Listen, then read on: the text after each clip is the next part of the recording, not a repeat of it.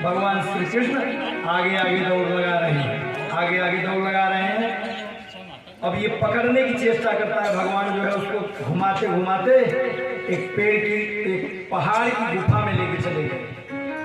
भगवान पहाड़ की गुफा में गए और जब गुफा में भगवान प्रविष्ट हुए वहां पर सो रहे थे मुचकुंद जी महाराज। बोले मुचकुंद जी महाराज की जय। मुचकुंद महाराज शयन में थे तो भगवान क्या करते हैं कि अपना पीताम्बर मुचकुंद महाराज को उड़ा देते हैं। उड़ा दिए और बगल में छुप गए गुफा में।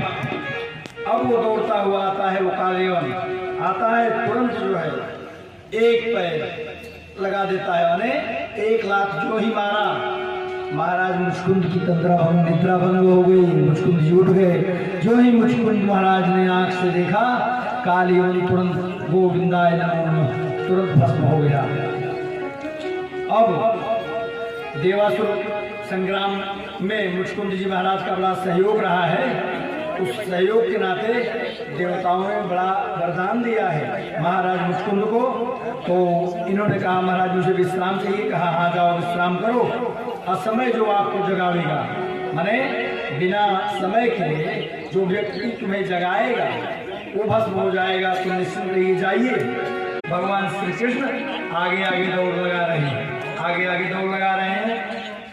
अब ये पकड़ने की चेष्टा करता है। भगवान जो है उसको घुमाते घुमाते एक पहाड़ की गुफा में लेके चले गए। भगवान पहाड़ की गुफा में गए और जब गुफा में भगवान प्रविष्ट हुए वहां पर सो रहे थे मुचकुंद जी महाराज। बोले मुचकुंद जी महाराज की जय। मुचकुंद महाराज शयन में थे तो भगवान क्या करते हैं कि अपना पीताम्बर मुचकुंद महाराज को उड़ा देते हैं। उड़ा दिए और बगल में छुप गए गुफा में।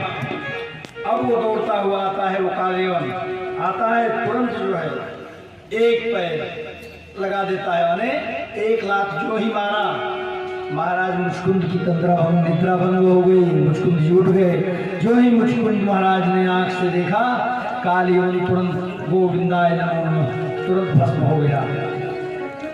अब देवासुर संग्राम में मुचकुंद जी महाराज का बड़ा सहयोग रहा है। उस सहयोग के नाते देवताओं ने बड़ा वरदान दिया है महाराज मुचकुंद को। तो इन्होंने कहा महाराज मुझे विश्राम चाहिए। कहा हाँ जाओ विश्राम करो, असमय जो आपको जगावेगा, माने बिना समय के जो व्यक्ति तुम्हें जगाएगा